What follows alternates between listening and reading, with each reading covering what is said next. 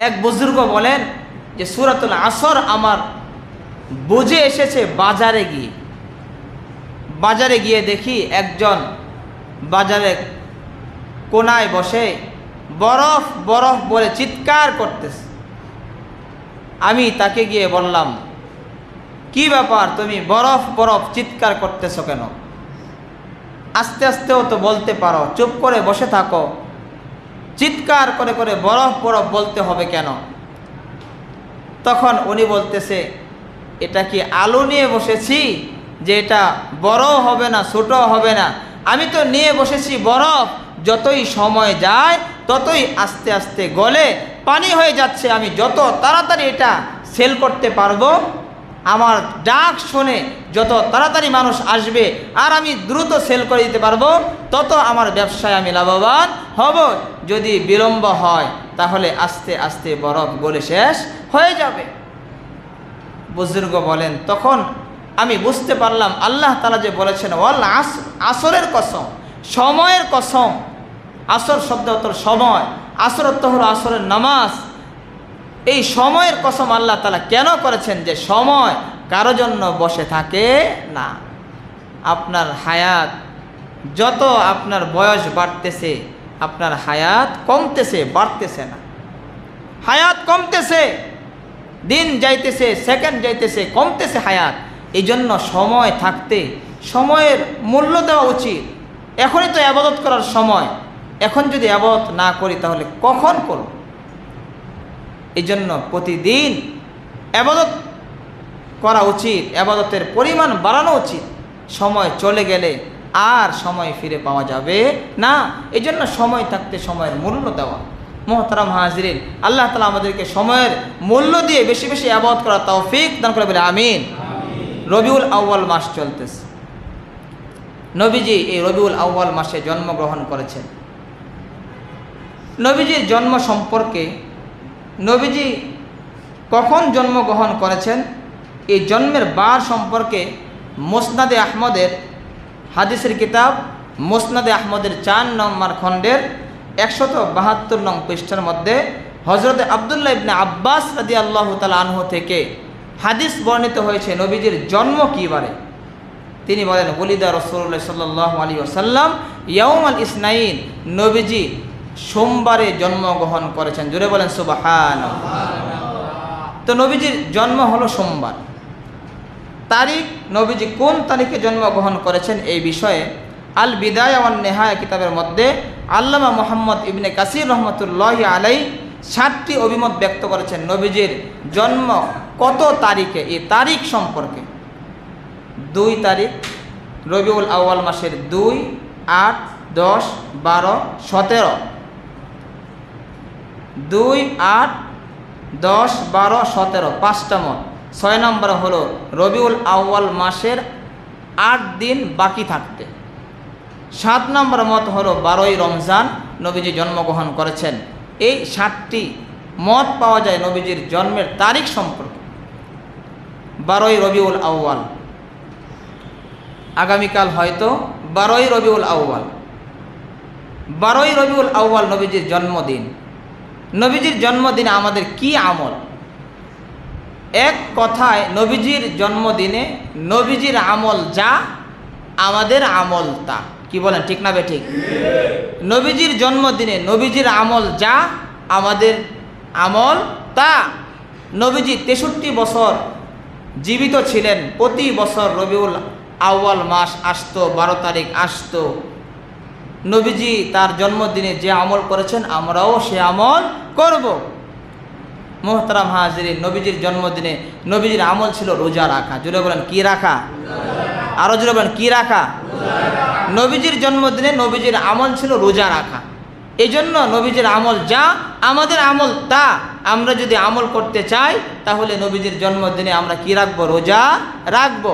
এর বাহিরে মিছিল করা, মিটিং করা, এগুলো নবীজিও করে নাই, সাহাবায়ে কেরামও করে নাই, কোরআন হাদিসে এগুলো নেই, এগুলো কোনো ভিত্তি নেই। এই জন্য নবীজির আমল ছিল রোজা রাখা, আমরাও রোজা রাখতে পারি। এর বাহিরে আর কোনো কিছু যেহেতু নেই, নবীজিও করেনি, তাহলে বোঝা গেল আমরাও করতে পারি না। নবীজি যদি করতেন তাহলে আমরাও করতাম। সাহাবায়ে কেরাম যদি করতেন আমরাও করতাম, তাবিঈন তারা যদি করতেন আমরাও করতাম। তাহলে যেহেতু নবীজির আমল রোজা ছাড়া কোনো কিছুই নেই, আমরাও রোজা ছাড়া কোনো কিছু করতে পারি না। মুহতারাম হাজিরিন, এই জন্য আমরা আগামীকাল 12ই রবিউল আউয়াল যদি হয়, তাহলে রবিউল আউয়াল হয়, তাহলে নবীজির আমল হিসাবে আমরা রোজা রাখতে পারি। এছাড়া অন্য কোনো আমল কোরআন হাদিসের নেই, এগুলো করা ঠিক নয়, আমরা করব না। রাজি আছি তো ইনশাআল্লাহ? আল্লাহ তাআলা আমাদেরকে নবীজির আমল যা ছিল তা করার তৌফিক সকলকে দান করে বলে আমিন। ওয়া আখিরু দাওয়ানা আলহামদুলিল্লাহি রাব্বিল আলামিন।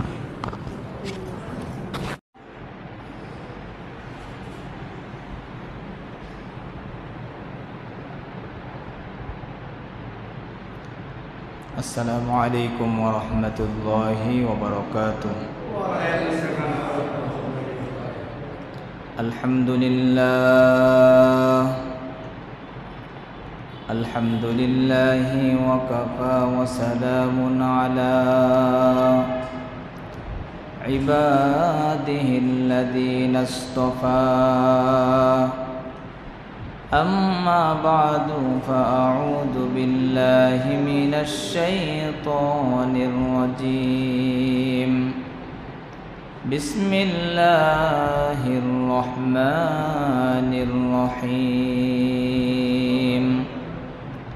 والعصر إن الإنسان لفي خسر إلا الذين آمنوا وعملوا الصالحات وتواصوا بالحق وتواصوا بالصبر.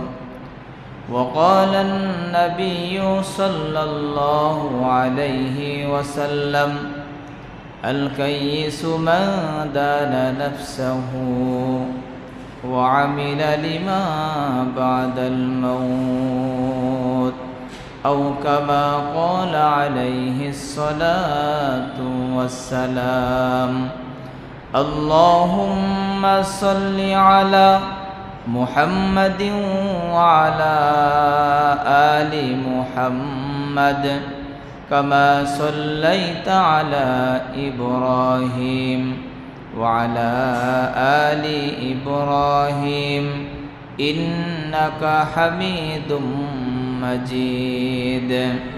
اللهم بارك على محمد وعلى آل محمد كما باركت على إبراهيم وعلى آل إبراهيم إنك حميد مجيد.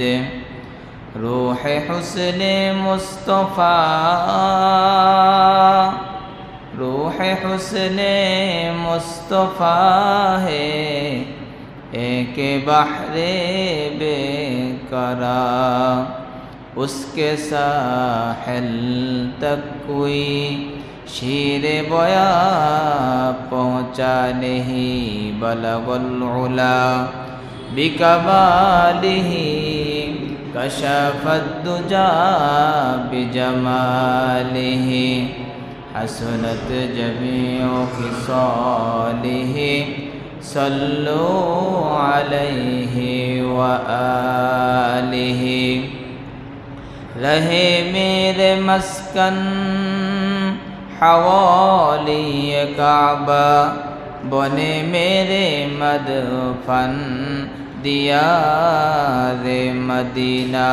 बलगुल उला बिकमालिही कशफद दुजा बिजमालिही, हसनत जमीउ खिसालिही सल्लु अलैहि व आलिही। ज़ियारत मदीना की दिल में है तमन्ना, नहीं है मेरे पास सफ़र का समाना।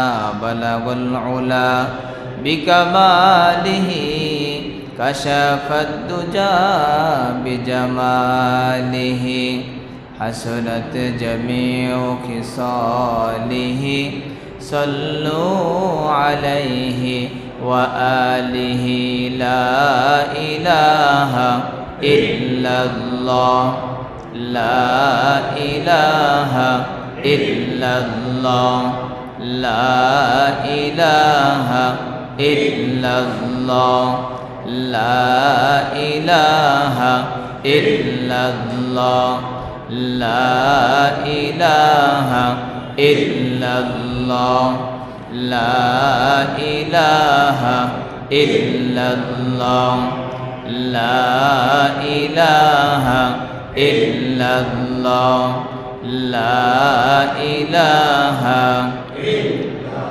दिल जो खाली याद हुक से आई जवा खानाए शै तो है वो दिल बेगुमा संग दिलज से कोलेरा पाक कौन सीना बातिंगे मोहब्बत चाके कौन ला इलाहा इल्लल्लाह ला इलाहा इल्लल्लाह ला इलाहा इल्लल्लाह ला इलाहा इल्लल्लाह ला इलाहा इल्लल्लाह ला इलाहा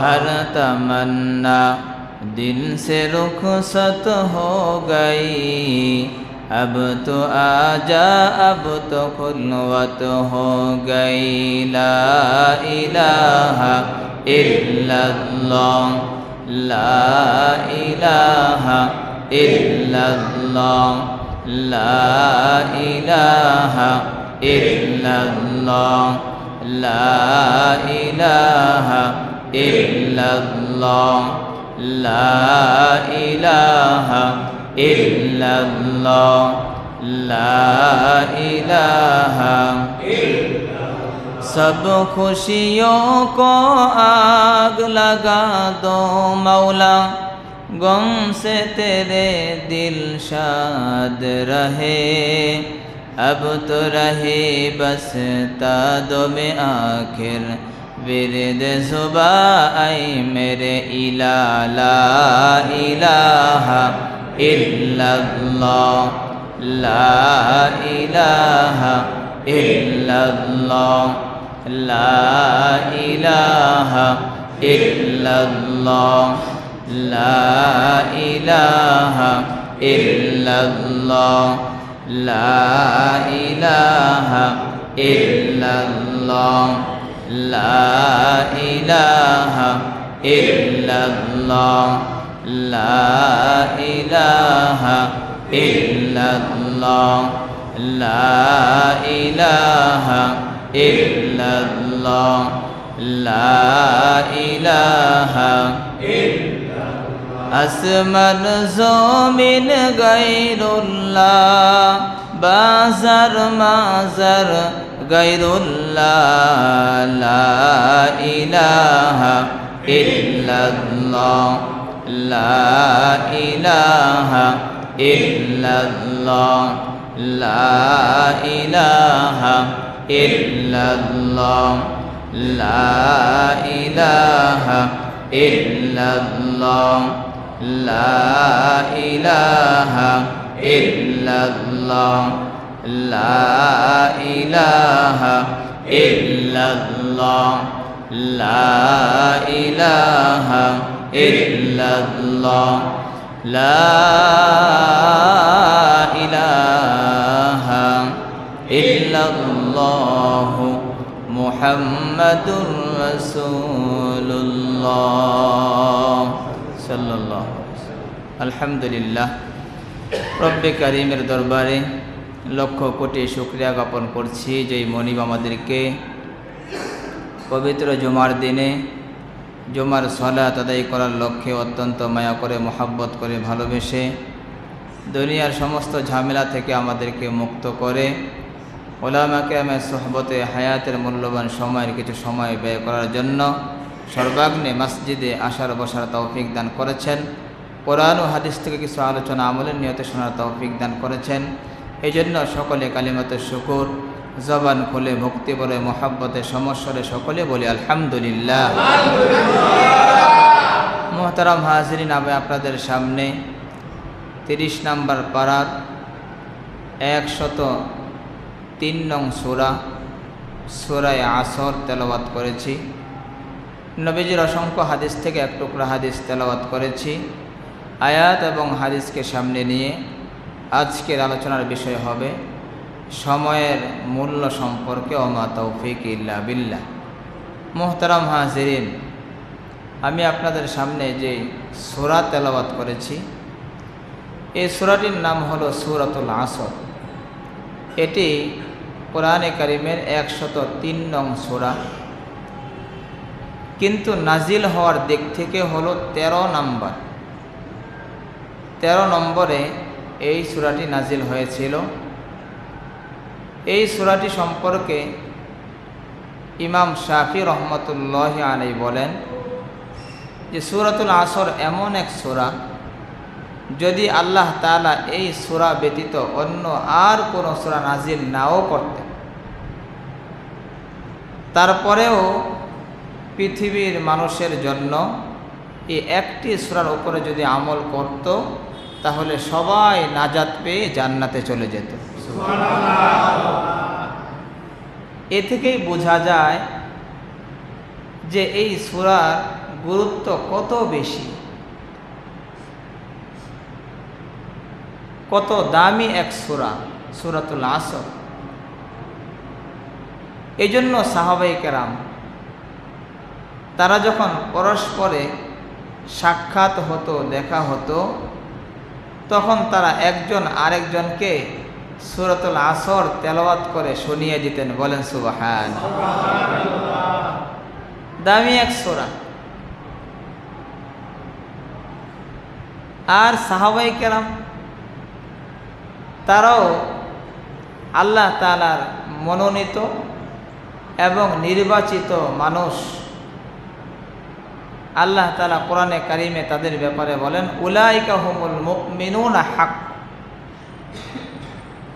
তারা এমন মানুষ, নির্বাচিত তারা আমি আল্লাহ তাআলার মনোনীত মানুষ। কিয়ামত পর্যন্ত আর সাহাবী আসবে না। তারা নির্বাচিত, বাস নির্বাচন করে বাছাই করে তাদেরকে আল্লাহ তাআলা সাহাবী বানিয়েছেন। এই জন্য এই নির্বাচিত বান্দাদের আমল আল্লাহ তাআলার পছন্দ হতো। তাদের আমল আল্লাহ তাআলার পছন্দ। এই জন্য আল্লাহ তাআলার চাওয়া হলো তাদের ঈমানের ক্ষেত্রে তাদের অনুসরণ করা, তারা অনুসরণীয় হওয়া, তাদের অনুসরণ করা। এটা আল্লাহ তাআলার চাওয়া যে অন্য অন্য মানুষ যারা আছে তারা তাদের অনুসরণ করবে সর্বক্ষেত্রে, এমনকি ঈমানের ক্ষেত্রে। এই জন্য আল্লাহ তাআলা বলেও দিয়েছেন আমিনু কামা আমানান নাস। সাহাবায়ে কেরামের মতো তোমরা ঈমান আনো। তারা অনুসরণীয়, তাদেরকে তোমরা অনুসরণ করবে। মুহতারাম হাজিরিন, এই সূরাতুল আসর আল্লাহ তাআলা সূরাতুল আসরের শুরুতে আল্লাহ তাআলা বলেন ওয়াল আসর, আসরের কসম। আসরুন শব্দের অর্থ হলো সময়। আল্লাহ তাআলা সময়ের কসম করেছেন। মানুষ তো কসম করে তার কথার ওজনকে বৃদ্ধি করার জন্য। কসম করে যদি কেউ কথা বলে তাহলে তার কথার ওজন হয়, ওজন বাড়ানোর জন্য মানুষ কসম করে। আবার মানুষ কসম করে সত্যবাদিতা প্রমাণ করার জন্য, যে তার কথাটা সত্য। কি বলেন, ঠিক না বেঠিক? কেউ বলে যে তুমি তো এই কাজটি করেছ, বলে না আমি এই কাজটি করিনি। বারবার যখন তাকে বলা হয় যে না তুমি করেছ, আর সে বলে না আমি করিনি, না তুমি করেছ, না আমি করিনি, এক পর্যায়ে বলে আল্লাহর কসম আমি এই কাজটি করিনি। তাহলে সে তার এই কথার সত্যতা প্রমাণের জন্য সে কসম করে। আরেকটা হলো তার কথার ওজন বাড়ানোর জন্য, যে আমার কথাটা হালকা নয়, আমার কথাটা এটা ওজনওয়ালা, ওজন বাড়ানোর জন্য কসম করে মানুষ। কিন্তু আল্লাহ তাআলার কথা এমনিতেই ওজনওয়ালা। আল্লাহ তাআলা বলেন ওয়ামান আসদাকু মিনাল্লাহি কিলা, ওয়ামান আসদাকু মিনাল্লাহি কিলা। আমি আল্লাহ তাআলার কথার চাইতে কার কথা আর সত্য হতে পারে? আমি আল্লাহ তাআলার কথা 100% সত্য, কি বলেন ঠিক না বেঠিক?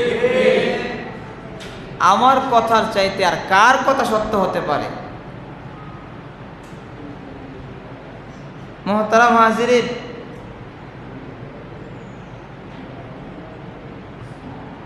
যারা মিথ্যাবাদী তারা বেশি বেশি কসম করে। যারা মিথ্যা কথা বেশি বলে তারা কসমও বেশি করে। তার কথাকে মজবুত করার জন্য, সত্য প্রমাণ করার জন্য বেশি বেশি বেশি বেশি কসম করে মিথ্যাবাদীরা। এই জন্য শরীয়তের বিধান হলো কসম কম করা, কসম না করার চেষ্টা করা এবং কসম কম করা। যদি কসম কেউ কমিয়ে দেয় তাহলে তার মিথ্যাও কম হবে, সত্য বানানোর প্রয়োজন হবে না। এজন্য কসম কম করা শরীয়তের নির্দেশ। সহজে কসম করো না। আর যদি কসম করে ফেলো কোনো বিষয়ে, তাহলে ওই কসমকে পূর্ণ করা এবং ওই কসমকে পূর্ণ করাও ওয়াজিব হয়ে যায় তার উপরে যদি কসম করে। আর কসম করার পরে যদি কসম যদি রক্ষা করতে না পারে, তাহলে এই কসম ভঙ্গের কাফফারা কি হবে? আল্লাহ তাআলা কোরআনে কারিমের 7 নম্বর পারার প্রথম পৃষ্ঠার মধ্যে বলে দিয়েছেন যে এই কাফফারা যারা ভঙ্গ করবে তাদের কাফফারা কি হবে। কসম যারা ভঙ্গ করবে তাদের কাফফারা জরিমানা কি হবে আল্লাহ তাআলা বলে দিয়েছেন। মুহতারাম হাজিরিন, এই জন্য আল্লাহ তাআলার নামে কসম না করার চেষ্টা করা, কম করার চেষ্টা করা। আর যদি কসম কখনো হয়েও যায়, কেউ করেও ফেলে, সেটাকে পূর্ণ করা তার উপরে ওয়াজিব। কসম হবে আল্লাহ তাআলার নামে, কসম অন্য কারো নামে হবে না, মার নামে, বাবার নামে। অনেকে কথার কথা বলে ফেলে, মার কসম, কি বলেন, বলে কি বলে না? মার কসম বলে, বাবার কসম, মার কসম বলে না। মুসলমান যদি কসম করে তাহলে কোনো মাখলুকের কসম করবে না। মুসলমান যদি কসম করে, কোনো মানুষ কসম করে, তাহলে খালেকের কসম করবে, কোনো মাখলুকের কসম করবে না। কারণ কসমের মাধ্যমে মর্যাদা বাড়ানো হয়, আজমত বাড়ানো হয়। যার কসম খায় সে সম্মানিত, সে মর্যাদাবান। মা সম্মানিত, বাবা সম্মানিত। এই জন্য মার নামে কসম খায়, বাবার নামে কসম খায়, কারণ তার কাছে তার মা অনেক দামি, মর্যাদাবান। কি বলেন ঠিক না ঠিক? এই জন্য মায়ের নামে কসম খায়, বাবার নামে খায়। কেন? বাবা তার কাছে মর্যাদাবান। মাকে, বাবাকে যদি গালি দেয় তাহলে সে বরদাস্ত করতে পারে না, বলেও ফেলে আমাকে গালি দিতে, আমার মাকে কেন গালি দিলে, আমার বাবাকে কেন গালি দিলে। তাহলে বোঝা গেল মা এবং বাবা তার কাছে মর্যাদাবান। কিন্তু মনে রাখতে হবে মা এবং বাবার চেয়ে হাজার কোটি গুণ মর্যাদা হলো আল্লাহ তাআলা। জুড়ে বলেন ঠিক না বেঠিক? এই জন্য আজমত মর্যাদা যদি বাড়াতেই হয়, কসম যদি খেতেই হয়, তাহলে সবচাইতে যিনি মর্যাদাবান তার আজমত বাড়াতে হবে, তার নামে কসম খেতে হবে, তার নামে কসম করতে হবে, কোনো মাখলুকের নামে কসম খাওয়া যাবে না। এই জন্য কখনো কসম যদি হয়ে যায় তাহলে আল্লাহর নামে কসম খাওয়া, কসম করা যায় আল্লাহর কসম আমি এই বিষয়টি করিনি, মাখলুকের নামে নয়। মাখলুকের নামে তো আল্লাহ তাআলা কসম করেন, বান্দা আল্লাহর নামে কসম করবে, আর আল্লাহ তাআলা মাখলুকের নামে, বান্দা হলো খালেকের নামে, আর খালেক হলো মাখলুকের নামে কসম করে। যেমন আল্লাহ তাআলা জায়গায় জায়গায় আল্লাহ তাআলা গায়রুল্লাহর নামে কসম করেছেন। আল্লাহ তাআলা কখনো সূর্যের নামে কসম করেছেন, ওয়াশ-শামসি ওয়া দুহাহা। আল্লাহ তাআলা কখনো চন্দ্রের নামে কসম করেছেন, ওয়াল কমার, ওয়াশ-শামসি ওয়াল কমার। আল্লাহ তাআলা চন্দ্রের নামেও কসম করেছেন। আল্লাহ তাআলা কখনো কখনো তারকার নামে কসম করেছেন, ওয়ান নাজমি ইযা হাওয়া, ওয়ান নাজমি ইযা হাওয়া মা দাল্লা সাহিবুকুম ওয়া মা গাওয়া ওয়া মা ইয়ানতিকু আনিল হাওয়া ইন হুয়া ইল্লা ওয়াহয়ুন ইউহা। আল্লাহ তাআলা গায়রুল্লাহর নামে কসম করেছেন। সূর্য মাখলুক, চন্দ্র মাখলুক, তারকাগুলো মাখলুক। আল্লাহ তাআলা হলেন খালেক, আল্লাহ তাআলা হলেন সৃষ্টিকর্তা, আর মাখলুক মানে হলো সৃষ্টিত, যাকে সৃষ্টি করা হয়েছে। আল্লাহ তাআলা কখনো সূর্যের নামে কসম করেছেন, কখনো চন্দ্রের নামে, কখনো আল্লাহ তাআলা ওয়াত-তিনি ওয়াজ-জাইতুন, তিন এবং জাইতুন ফলের কসম করেছেন। এটা মাখলুক। আল্লাহ তাআলা তিন এবং জাইতুনকে সৃষ্টি করেছেন। তাহলে খালেক মাখলুকের নামে কসম করে, গায়রুল্লাহর নামে কসম করে। আল্লাহ তাআলা কসম কেন করেন? আল্লাহ তাআলার কথা তো সর্বোচ্চ সত্য, আল্লাহ তাআলার কথা তো ওজনওয়ালা।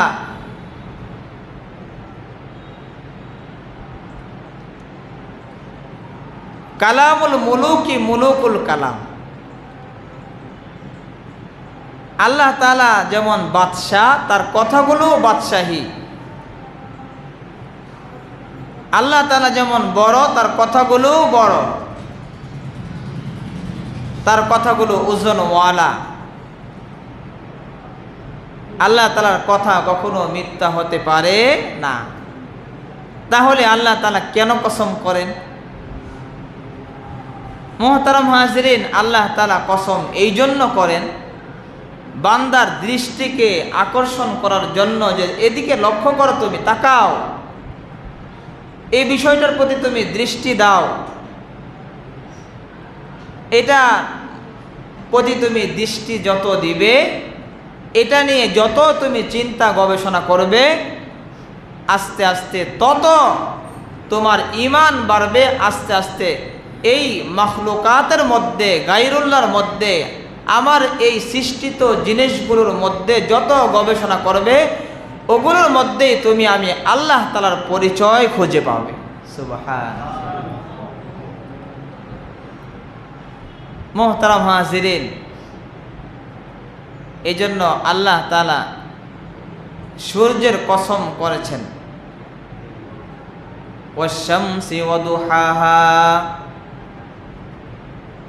আল্লাহ তাআলা সূর্যের কসম করেছেন, সূর্যের দিকে তাকাও। সূর্য আমি আল্লাহ তাআলা অনেক উপকারী করে বানিয়েছি। সূর্য অনেক উপকারী।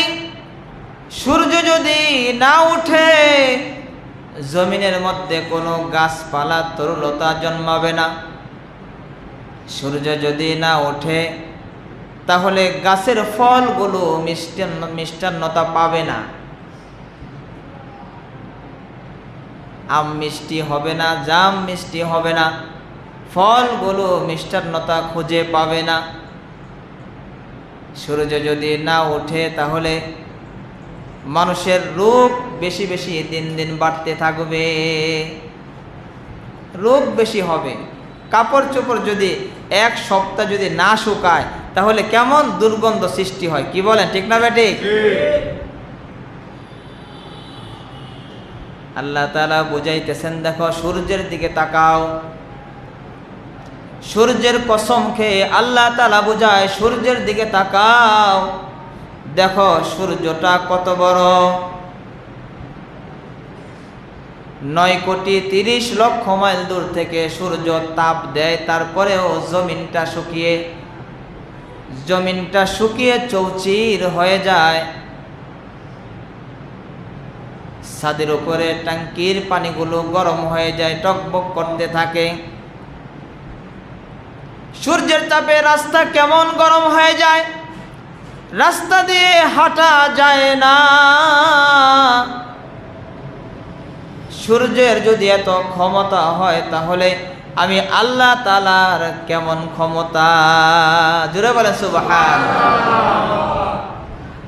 আল্লাহ তাআলা সূর্যের কসম খেয়ে আল্লাহ তাআলা বুঝাইতেছেন, শোনো। আল্লাহ তাআলা সূর্যের কসম খেয়ে আল্লাহ তাআলা বুঝাইতেছেন, সূর্য হলো একটা নামাজ ঘড়ি। সূর্য দেখে দেখে তোমরা নামাজ পড়বে। সূর্য যখন উদয় হয় তখন একটা নামাজ, সূর্য যখন ঢলে পড়ে আরেকটা নামাজ, আবার সূর্য যখন ডুবে যাওয়ার উপক্রম হয় আরেকটা নামাজ, সূর্য যখন ডুবে যায় তখন আবার আরেকটা নামাজ। সূর্য দেখে দেখে তোমরা নামাজ পড়ো। সূর্যের কসম খেয়েছেন, সূর্যের দিকে দৃষ্টি আকর্ষণ করার জন্য, যে দেখো এই সূর্য নামাজ ঘড়ি, এটা দেখে দেখে নামাজ পড়ো। আল্লাহ তাআলা চন্দ্রের কসম খেয়েছেন, ওয়াল কমার। আল্লাহ তাআলা চন্দ্রের দিকে দৃষ্টি আকর্ষণ করতেছেন, দেখো চন্দ্রটা কেমন ঝলমল করে আলো দেয়। চন্দ্র সবগুলো এক নয়, কোন চন্দ্র বড়, কোন চন্দ্র ছোট। চন্দ্র সব সময় আলো দেয় না,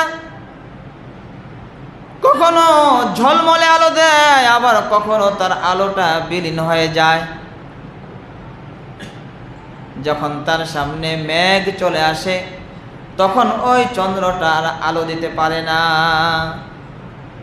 আল্লাহ তাআলা বুঝাইতেছেন, চন্দ্র যেমন সব সময় ঝলমল করে না, কখনো অন্ধকার হয়ে যায়।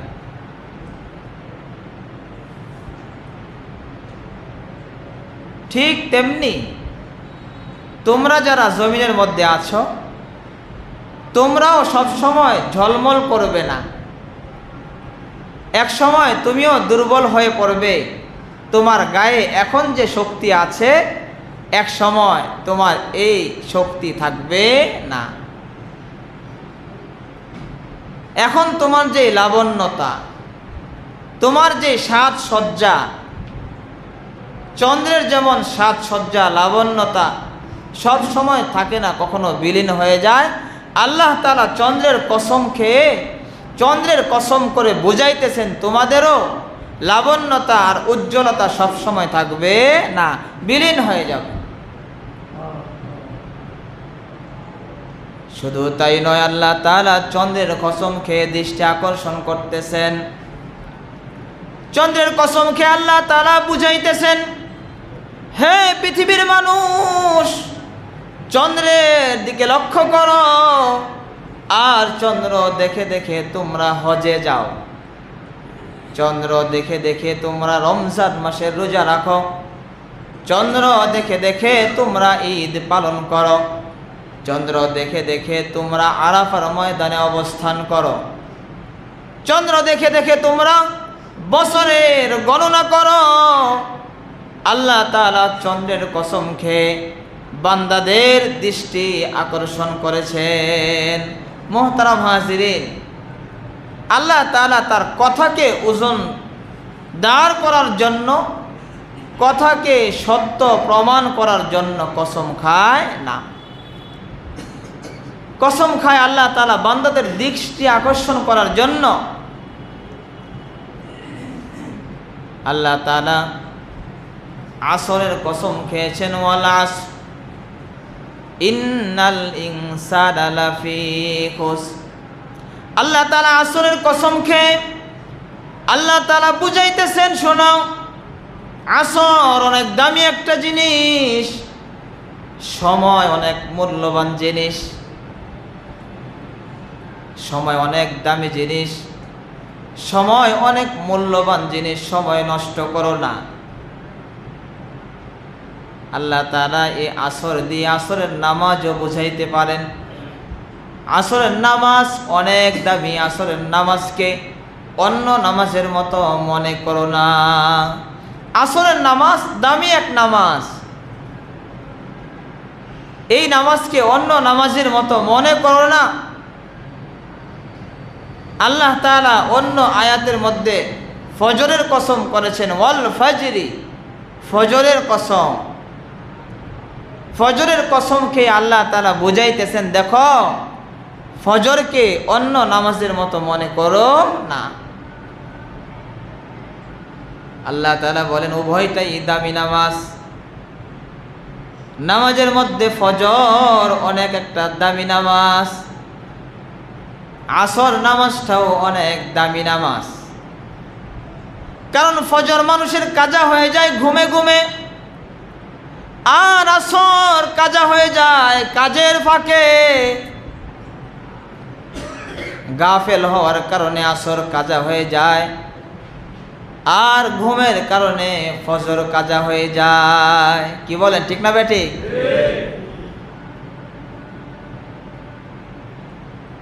ফজরের সময় ঘুম, বান্দা ঘুমিয়ে থাক, এটা শয়তানের পছন্দ।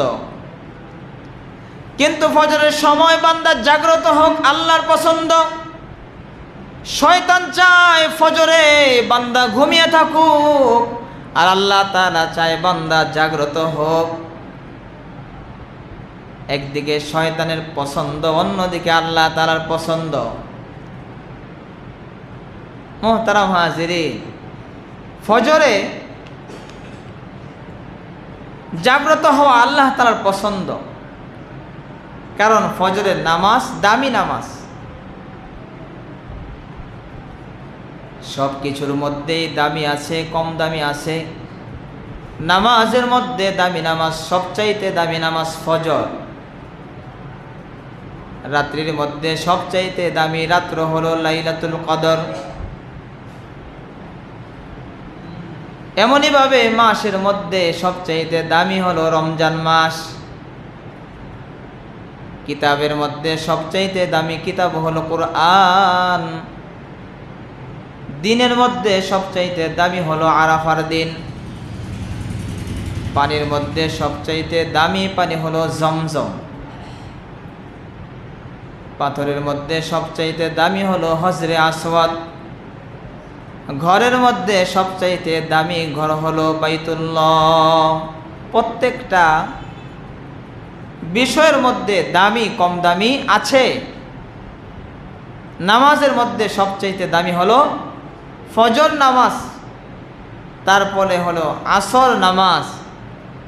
এই জন্য যেহেতু দামি হলো ফজর নামাজের সময় মুজাদ্দিদে আলফে সানি রহমতুল্লাহি আলাই মহল্লার বাসীদেরকে জাগ্রত করতেন, জাগ্রত করার নির্দেশ দিতেন যে মহল্লার মানুষদেরকে জাগ্রত করে দাও। আগে সরকারিভাবে মানুষকে ফজরের সময় জাগ্রত করা হতো, কিন্তু এখন সরকারিভাবে জাগ্রত করা হয় না। ওনার নির্দেশ ছিল মুজাদ্দিদ আলফে সানি রহমতুল্লাহ আলাইহির যে ফজরের সময় সকলকে ঘন্টা বাজিয়ে জাগ্রত করে দাও, এটা আল্লাহ তাআলার পছন্দ, তারা জাগ্রত হোক বান্দারা। মুজাদ্দিদ আলফে সানি রহমতুল্লাহ আলাইহি ঘরওয়ালাকে বললেন, ঘরের দুধের বাচ্চাটাকেও জাগ্রত করে দাও, দুধের বাচ্চাটাকেও জাগ্রত করো। বিবি বলে, স্বামী আমার, দুধের বাচ্চাকে যদি জাগ্রত করা হয় সে তো কান্না করবে। মুজাদ্দিদ আলফে সানি রহমতুল্লাহি আলাইহি বলেন, বাচ্চার কান্না তার স্বভাব, আর বাচ্চার কান্নাটাই হলো মাওলার জিকির। সুবহানাল্লাহ। বাচ্চার কান্নাটাই হলো আল্লাহ তাআলার জিকির। আল্লাহ তাআলা আরশে আজিম থেকে তাকিয়ে আছে, এই জন্য দুধের বাচ্চাটাকেও জাগ্রত করে দাও। আল্লাহ তাআলা আরশে আজিম থেকে দেখো দুধের বাচ্চাটাও রাত্রিবেলা ফজরের সময় জাগ্রত হয়ে আল্লাহর দরবারে হাজিরা দেওয়ার জন্য উঠে গেছে। সুবহানাল্লাহ। আল্লাহ তাআলা দেখো যে দুধের বাচ্চাটাও ফজরে হাজিরা দেওয়ার জন্য জাগ্রত হয়ে গেছে, এই জন্য দুধের বাচ্চাটাকে উঠায় দাও, কান্না করো, এটাই তার জিকির। সে তো আর কথা বলতে পারে না।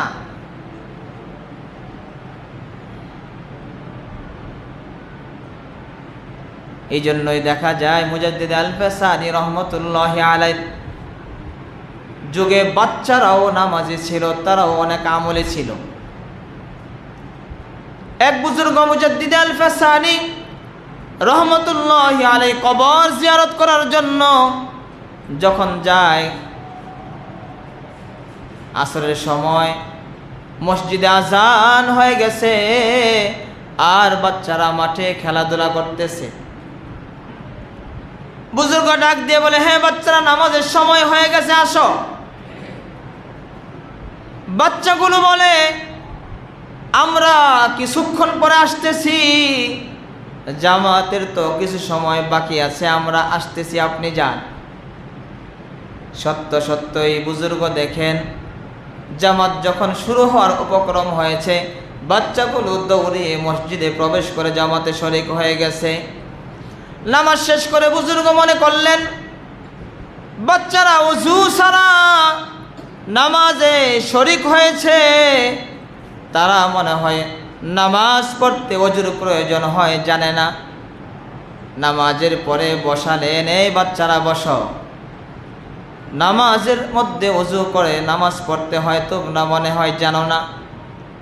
তোমরা সরাসরি খেলা বাদ দিয়ে সরাসরি মসজিদে ঢুকে নামাজ পড়া শুরু করে দিয়েছ। নামাজের আগে ওযু করতে হয় মনে হয় তোমরা জানো না। বাচ্চাগুলো হাসতে শুরু করে। বাচ্চাগুলো হেসে হেসে বললে, ও বুজুর্গ, অতিথি আপনি মনে হয় আমাদের এলাকার অতিথি। আমরা মুজাদ্দিদ আলফে সানির বংশের মানুষ, মুজাদ্দিদ আলফে সানির এলাকার মানুষ। আমরা কখনো অজুবিহীন থাকি না।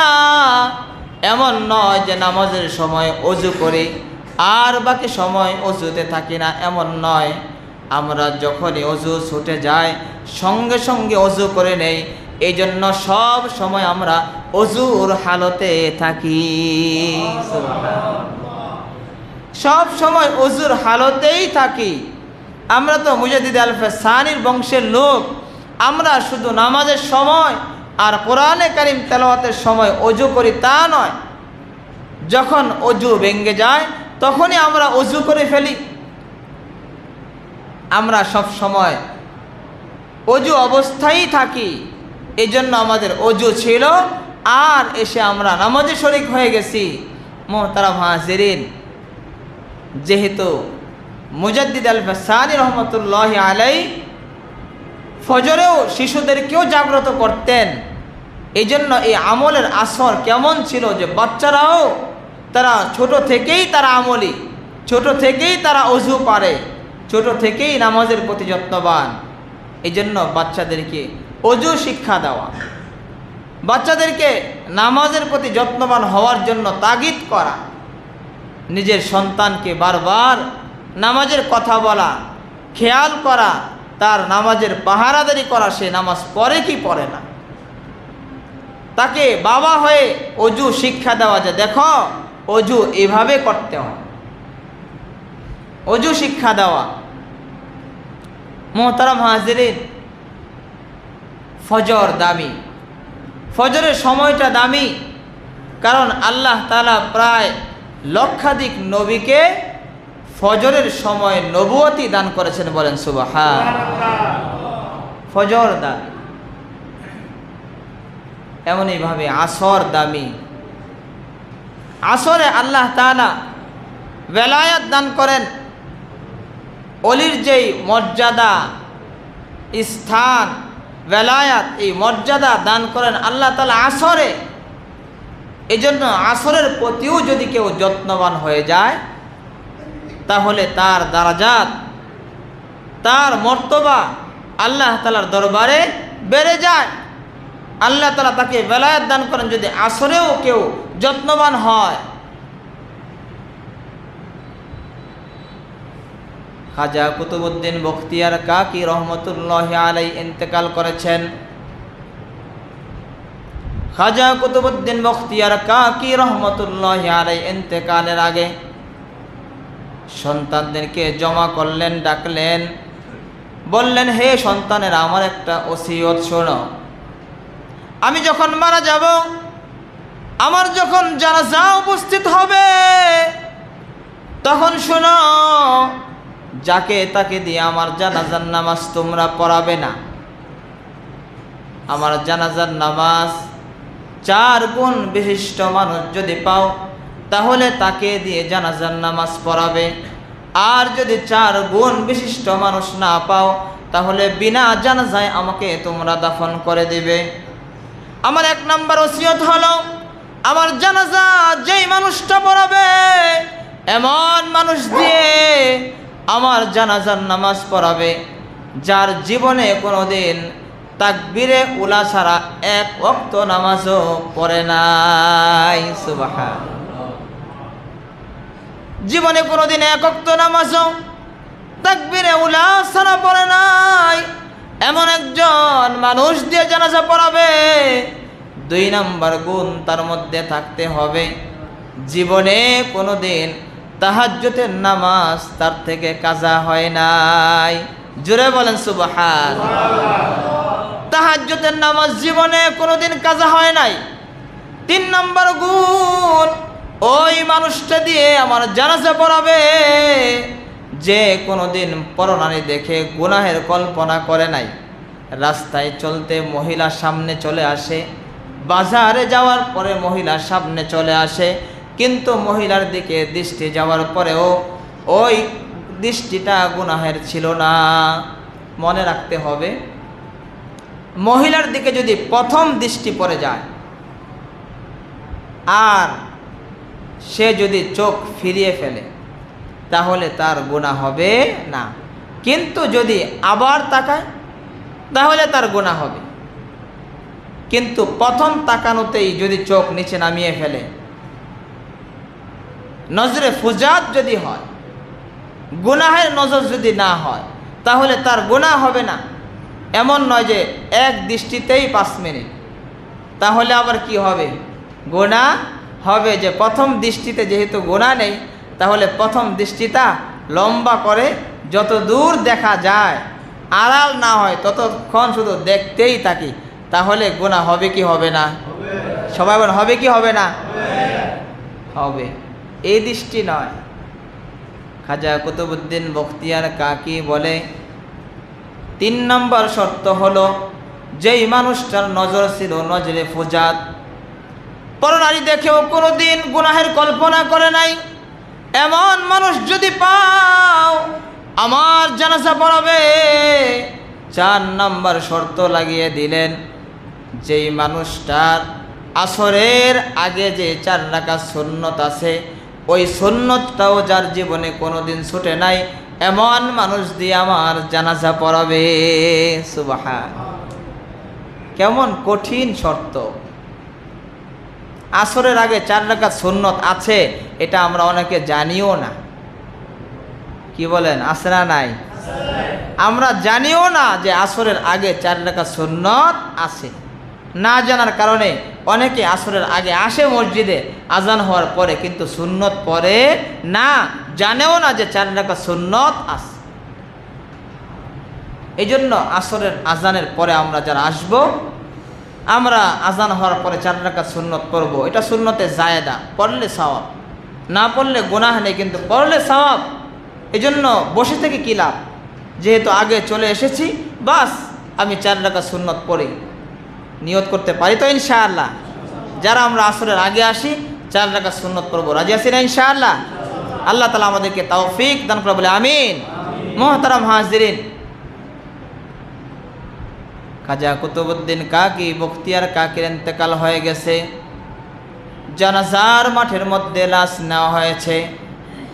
হাজার হাজার মানুষের উপস্থিতি, সন্তানরা বাবার ওসিয়ত ঘোষণা করে। 4 গুণের মানুষ যদি কেউ থেকে থাকেন তাহলে আজকের ইমামতি তার জন্য অপেক্ষা করছে, আসেন সামনে আসেন। আর যদি এমন মানুষ না পায়, বাবার ওসিয়ত বিনা জানাজায় তাকে দাফন করার জন্য বারবার এলান হয়, কিন্তু কেউ সামনে আসে না। এলান হইতেছে, কেউ সামনে আসে না। সবাই মাথা নিচু করে দিয়ে পিছনের অতীত মোতালা করতেছে, আমার জীবনে এই গুণগুলো আছে কিনা। চোখের পানি ফেলতেছে, খোলাফার সামনে উপস্থিত, কিন্তু কেউ সামনে আসে না। এবার সন্তানরা সিদ্ধান্ত নিল, তাহলে বিনা জানাজায় বাবাকে দাফন করে দিব। কাটিয়ার মধ্যে যখন হাত লাগানোর জন্য যায়, সামনের কাতার থেকে একজন পা বাড়িয়ে বলে, দাঁড়াও, না না, খাটিয়ায় হাত লাগিও না, আমি তার জানাজা পড়াবো। জুড়ে বলেন সুবহান। যে মানুষটা সামনের দিকে পা বাড়িয়েছে, সে মানুষটা কোনো আলেম নয়, সেই মানুষটা কোনো হাফেজ নয়, সেই মানুষটা কোনো মুফতি মুহাদ্দিস নয়, একজন সাধারণ মানুষ যার আমল এত উচ্চ পর্যায়ের। সুলতান শামসুদ্দিন আলতামাশ রহমতুল্লাহি আলাইহি, যিনি ওই সময়ের দিল্লির সুলতান, যিনি ওই সময়ে দিল্লির বাদশাহ, দিল্লির সুলতান সামনে পা বাড়িয়ে বলে, দাঁড়াও, হাত লাগিও না, আমি জানাজার নামাজ পড়াবো। মুখ থেকে কাপড়টা সরিয়ে বলে, হে খাজা কুতুবউদ্দিন, সারা জীবন আমল করে করে এবার তুমি জান্নাতের পথে রওনা হয়েছ, শেষ মুহূর্তে তুমি জানাজার মাঠের মধ্যে আমার আমলগুলো মানুষের সামনে প্রকাশ করে দিয়েছ, না জানি আমল বরবাদ হয়ে যায়। খাজা শুনো, তোমার কাছে আমার একটা ওসিয়ত, যখন তুমি জান্নাতের দিকে রওনা হবে, আমি শামসুদ্দিন আলতামাশকে সুপারিশ করে জান্নাতে নিয়ে যেতেও কিন্তু ভুলো না। সুবহানাল্লাহ, আমাকেও সুপারিশ করে জান্নাতে নিয়ে যেও। মুহতারাম হাজিরিন, আসরের হেফাজত করেছেন, আসরের নামাজ তো ছুটেনি, আসরের সুন্নতটাও ছুটেনি। মুহতারাম হাজিরিন, নামাজের মধ্যে সবচেয়ে দামি নামাজ ফজর এবং আসর। আল্লাহ তাআলার পছন্দ বান্দা যেন ফজরে ঘুমে না থাকে, এজন্য ফজরে উপস্থিত হওয়া। শয়তানের পছন্দ বান্দা ঘুমিয়ে থাক, আল্লাহ তাআলার পছন্দ বান্দা জাগ্রত হোক। মুহতারাম হাজিরিন, এই জন্য এই দুই নামাজ আমাদের থেকে বেশি ছুটে যায়, ফজর এবং আসর। এই জন্য ওই অন্যগুলোর প্রতি তো যত্নবান হবই, যেই দুইটা ছুটে যায় এই দুইটার প্রতিও আমরা যত্নবান হব। রাজি আছি তো ইনশাআল্লাহ? আল্লাহ তাআলা আমাদেরকে নামাজের প্রতি যত্নবান হওয়ার তৌফিক দান করে বলে আমিন। মুহতারাম হাজিরিন, সূরাতুল আসর তেলাওয়াত করেছি। এক বুজুর্গ বলেন যে সূরাতুল আসর আমার বুঝে এসেছে বাজারে গিয়ে দেখি একজন বাজারে কোনায় বসে বরফ বরফ বলে চিৎকার করতেছে।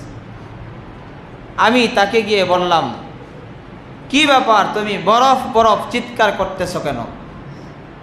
আস্তে আস্তেও তো বলতে পারো, চুপ করে বসে থাকো, চিৎকার করে করে বরফ বরফ বলতে হবে কেন? তখন উনি বলতেছে, এটা কি আলু নিয়ে বসেছি যে এটা বড় হবে না ছোট হবে না? আমি তো নিয়ে বসেছি বরফ, যতই সময় যায় ততই আস্তে আস্তে গলে পানি হয়ে যাচ্ছে। আমি যত তাড়াতাড়ি এটা সেল করতে পারবো, আমার ডাক শুনে যত তাড়াতাড়ি মানুষ আসবে আর আমি দ্রুত সেল করে দিতে পারবো, তত আমার ব্যবসায় আমি লাভবান হব। যদি বিলম্ব হয় তাহলে আস্তে আস্তে বরফ গলে শেষ হয়ে যাবে। বুজুর্গ বলেন, তখন আমি বুঝতে পারলাম আল্লাহ তাআলা যে বলেছেন ওয়াল আসর, আসরের কসম, সময়ের কসম। আসর শব্দ অর্থ সময়, আসর অর্থ হলো আসরের নামাজ। এই সময়ের কসম আল্লাহ তাআলা কেন করেছেন? যে সময় কারো জন্য বসে থাকে না। আপনার হায়াত, যত আপনার বয়স বাড়তেছে আপনার হায়াত কমতেছে, বাড়তেছে না। হায়াত কমতেছে, দিন যাইতেছে, সেকেন্ড যাইতেছে, কমতেছে হায়াত। এই জন্য সময় থাকতে সময়ের মূল্য দেওয়া উচিত। এখনই তো ইবাদত করার সময়, এখন যদি ইবাদত না করি তাহলে কখন করব?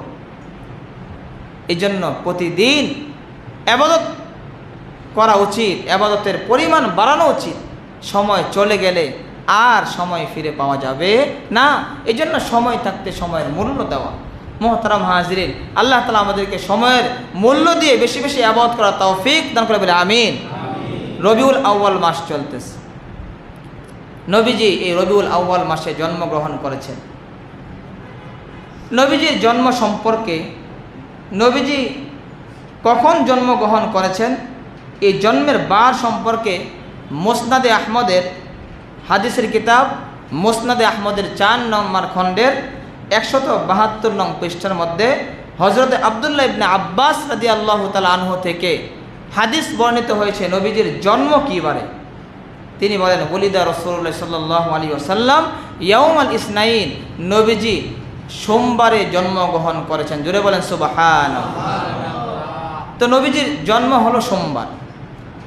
তারিখ, নবীজি কোন তারিখে জন্মগ্রহণ করেছেন এই বিষয়ে আল বিদায়া ওয়ান নেহায়া কিতাবের মধ্যে আল্লামা মুহাম্মদ ইবনে কাসির রহমতুল্লাহি আলাইহি 7টি অভিমত ব্যক্ত করেছেন নবীজির জন্ম কত তারিখে। এই তারিখ সম্পর্কে 2 তারিখ রবিউল আউয়াল মাসের 2, 8, 10, 12, 17।